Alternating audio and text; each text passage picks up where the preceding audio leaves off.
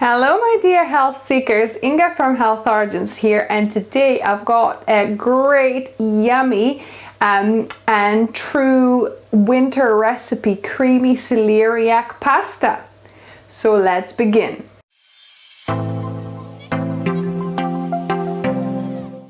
So the inspiration for this pasta and the recipe actually is from Forks Over Knives, so shout out to them.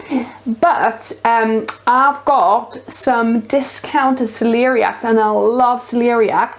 If you don't know how to use this not very unsightly vegetable, I would say it's not the most attractive vegetable in the world, and it's a pain to kind of scrub, clean and peel off as well. So but you can look at my video above and down below of how I clean and prepare celeriac, a sauteed celeriac. Oh my goodness, it's so delicious. It's like fried potatoes but with no oil, and it's just so delicious. So watch that video. But I decided to make creamy pasta with it. So this celeriac normally was £1.70, no, £1.07, and now it's 29 pence. So I could not, pass this opportunity, and I bought 3 of them.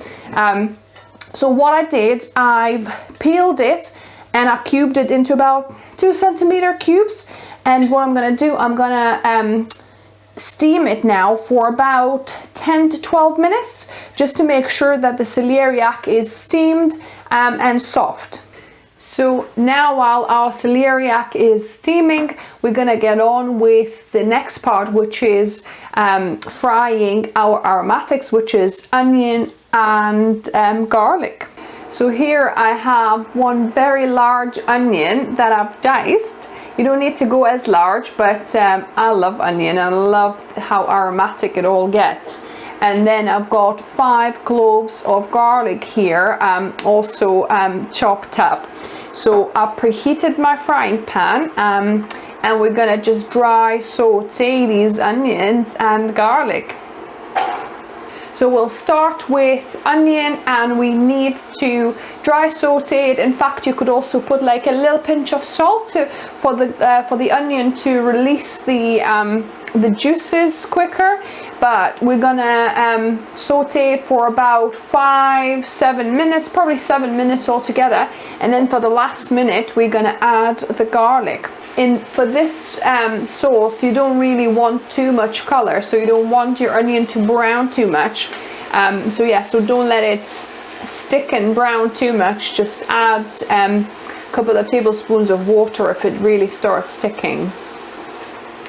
So it's been about 7 minutes. As you can see, the onion is nice and translucent, so I'm gonna make space here in the middle and add my garlic cloves. And we're gonna let this fry for a minute. So yeah, it's been about a minute and it's starting to stick a little bit, so I'm just gonna add a couple of tablespoons of water here, and that's our aromatics complete now. So I'm gonna just switch off my hob here, and we're gonna proceed putting everything in this big jug. So that's our onion and garlic here. Then we're gonna need 2 tablespoons of nutritional yeast flakes. So this is just a bit more than 2 tablespoons, but I'm just gonna finish it off.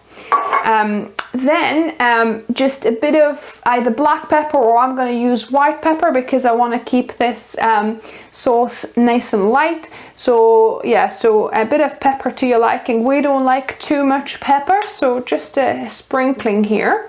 Then I've soaked 1/4 cup of cashews in boiling water for about 5 minutes, just to soften them a little bit. Or you could also use pine nuts, so toasted pine nuts. It's up to you, depending how strong your blender is. You can just add 1/4 cup of either cashews or pine nuts.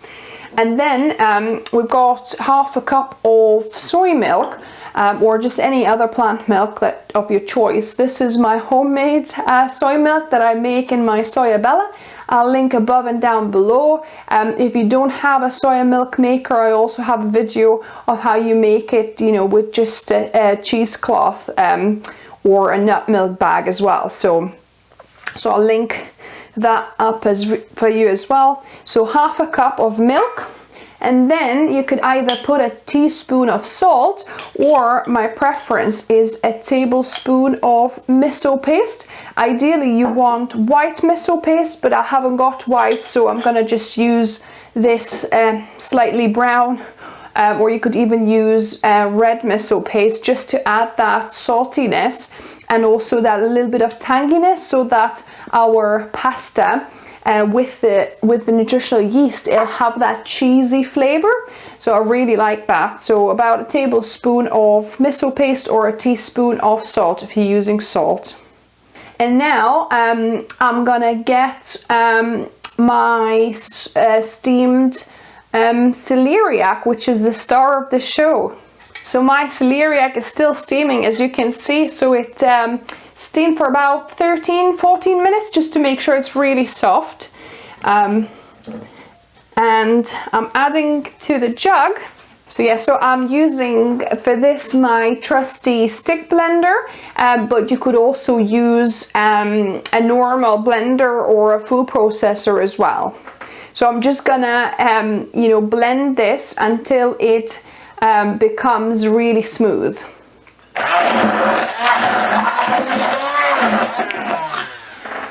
So I blended this with a stick blender, but really I'm not getting it as smooth of a texture as I would like. So I'm going to transfer it to my Thermomix, or just any other powerful blender you can put it in, and blend it until it really is smooth and creamy. So I'm going to do that, and I'm going to show you the result. So I've got my celeriac puree now in a blender, and I'm gonna kind of blend it a little bit smoother, but I'm also adding another quarter of a cup of milk, soy milk, just so that it you know, helps to blend, because it was quite a large onion and quite a large celeriac, so I think there's not quite enough liquid, because you want it nice and creamy, the sauce, you don't want it too thick. So while I blend this, I'm also gonna put on my pasta to boil. So I've got my celeriac water that I steamed celeriac, added some, you know, boiling water from the kettle, and I'm gonna add about half a packet of pasta, because this dish is actually best made fresh. So we're gonna just eat about that amount tonight. And then if we want it again, then I'm gonna cook pasta fresh, because it's nicer when it's fresh. Although you could cook more pasta and also a whole head of broccoli, which I'm gonna steam on top as well, ready, and then not mixing in the sauce. So just have all the ingredients cooked, and you can reheat the pasta, but then add the sauce afterwards. So don't mix all the pasta with the sauce, because you know, it's not as nice if you don't put it fresh on pasta. It kind of gets absorbed and loses the moisture. So yeah, so I like it better when the pasta is just freshly being cooked for this. So I'm gonna add about half a packet, and ideally actually you wanna let the water come to boil first before adding pasta, so that's what I'm going to do, and I'm going to blend this until smooth. So I've blended my celeriac, as you can see it's quite nice and smooth now, and for pasta I'm actually using a whole grain wheat pasta. So this is organic whole grain wheat pasta. If you're using wheat pasta, try and get organic if you can, because on non-organic wheat pasta you get glyphosate, or what, glyphosate I think, you know, pesticides basically on the conventionally grown wheat. So you really don't want that in your body. So go either for organic wheat pasta, or you could also go for bean pasta, lentil pasta, yeah, all sorts of different kind of gluten-free pastas out there as well. So I'm gonna add this, it's boiling, so I'm gonna add my pasta here.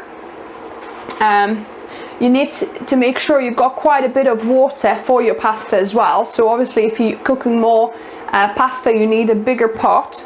And then I'm gonna add my broccoli, not now actually, I'm gonna add my broccoli that I've chopped into kind of bite-sized pieces, and not forgetting the stalk. So don't throw away the stalk, just peel it and chop it into small pieces and just use it, because it's all, you know, usable. So I'm gonna, this pasta needs 10 to 12 minutes, so I'm gonna let it go for about 7 minutes, and then for the last 5 minutes I'm gonna put my broccoli on top as well. So it's kind of, you get 2 cooked in one appliance. So this is cooked now. I've drained the pasta, and what we're gonna do, we're gonna add half of the broccoli to the pasta, because I've put about 250 grams of pasta, or quarter of a pound, no, half a pound, because it's about 450 grams is the recipe for, so half a kilo of pasta, but I've done about half of that. So just add half of broccoli, and we're going to be adding half of the sauce as well. So let me just add this here. So about half of the sauce, and we're gonna mix this up. Look at this. Looks really nice and creamy. So the pasta is ready, so let me taste test this. We'll see if we've got enough of salt and pepper on this. It's hot.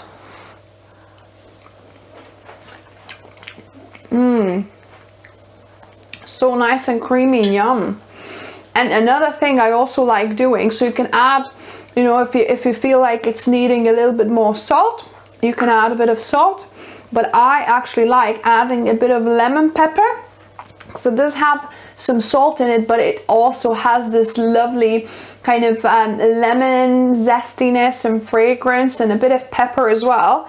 So yeah, so I'm just gonna add a little bit of lemon pepper and taste again. It changes the dish actually, so if you wanted to try without and then try a little bit and see which one you prefer. Wow, really gives that zinginess. You probably don't want too much of it, because you don't want a sour pasta, but a little bit is nice. But yeah, just go with salt if you don't have lemon pepper or you don't like it. So yeah, this is a really yummy, delicious autumn or winter dish where you're using the yummy vegetable that is celeriac. So let me know if you try this and what you thought of it. Give me a thumbs up if you like the video. That always helps to spread my message further. If you're new here, welcome, and subscribe for more videos just like this on Wednesdays and Saturdays, as well as weight loss tips, some zero waste recipes, some instant pot recipes, all sorts here, and sometimes even vegan skincare demonstrations. So yeah, so remember guys, food is fuel, so be mindful of what you put in the body. Until next time.